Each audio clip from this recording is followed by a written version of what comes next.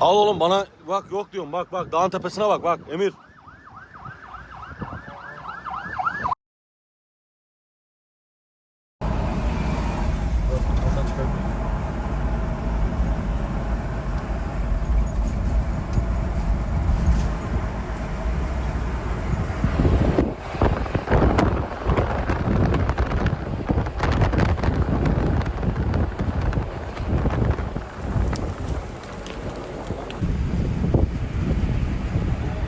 Oo, orman yanıyor orman.